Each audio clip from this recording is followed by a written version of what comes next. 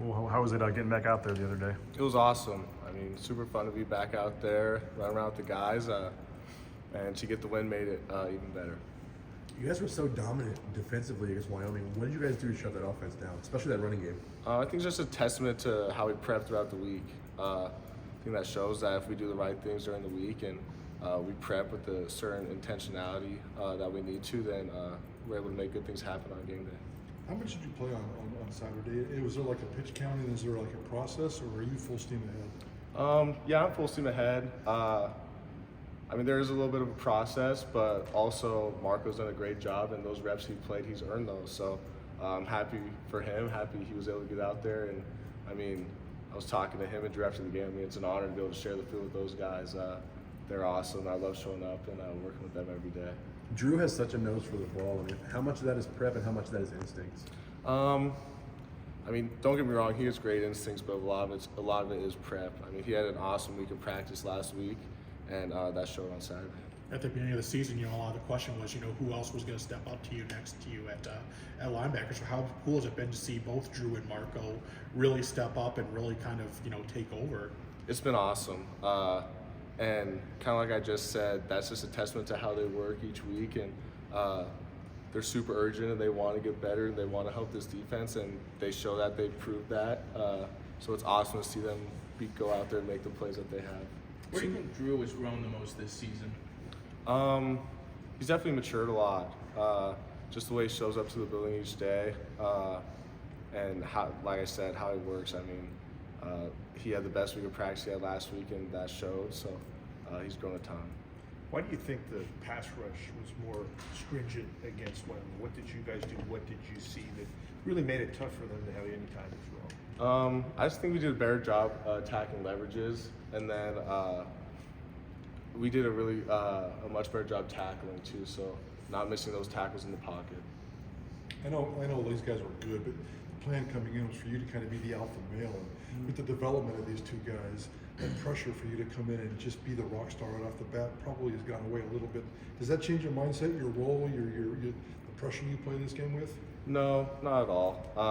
I mean, I've told Coach D for a long time. I mean, I'll do whatever I can to help this defense and help this team. And when I wasn't playing, I was helping the linebackers during the game, and now it's whatever my role is. I mean, it could change week to week. So if it needs to be the alpha male, I'll do that. But I don't think there's any pressure regardless, just because the guys we have on our defense, the guys that and the way that they show up and prepare and how they play. We've talked to you in the past about your future.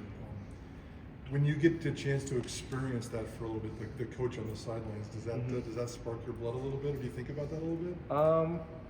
I think about it a little bit. It's definitely fun.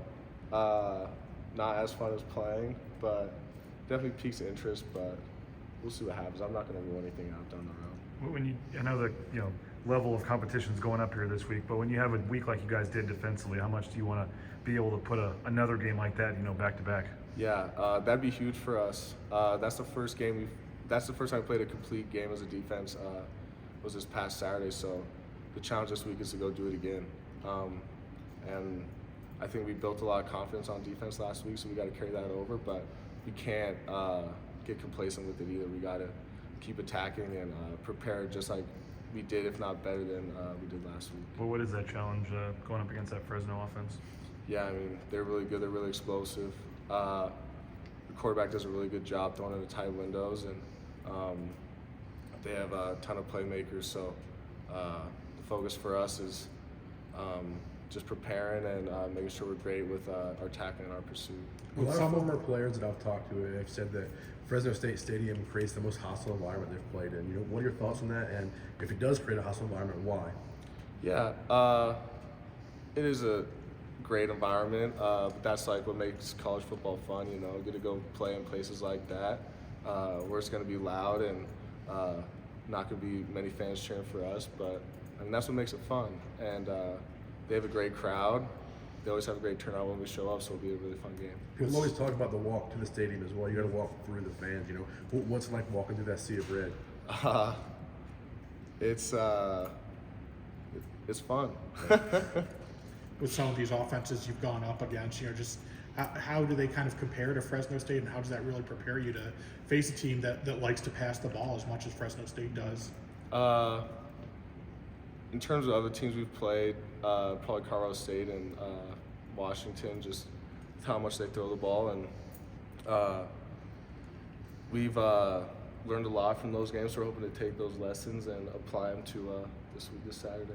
You know, you've been here for a while now. Obviously, you're very familiar with the Fresno State rivalry. What's it mean to this program?